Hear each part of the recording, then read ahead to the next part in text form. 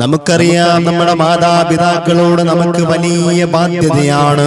അവർക്ക് എന്ത് ചെയ്തു കൊടുത്താലും എന്ത് പ്രതിഫലം ചെയ്തു കൊടുത്താലും ഒന്നും അതിന് സമാനമാവുകയില്ല.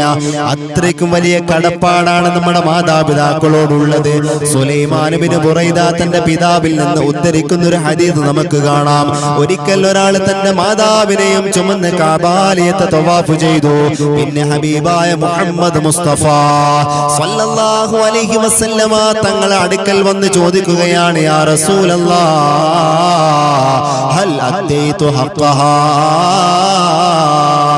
ഞാൻ എന്റെ മാതാവിനോടുള്ള കടപ്പാട് വീട്ടിയവനാകുമോ എന്ന് ചോദിച്ചപ്പോൾ അല്ലാഹുവിന്റെ ഹബീബ് മുഹമ്മദ് മുസ്തഫ സല്ലല്ലാഹു അലൈഹി വസല്ലമ തങ്ങൾ പറയുകയാണ്, ലാ വലാ ബിസഫറത്തിൻ വാഹിദ,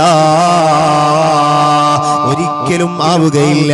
നിന്റെ മാതാവ് സഹിച്ച ഒരു പ്രസവവേദനത്തോടു പോലും അത് സമാനമാവുകയില്ലെന്ന് അല്ലാഹുവിന്റെ ഹബീബ് സല്ലല്ലാഹു അലൈഹി വസല്ലമ തങ്ങൾ പഠിപ്പിക്കുകയാണ്.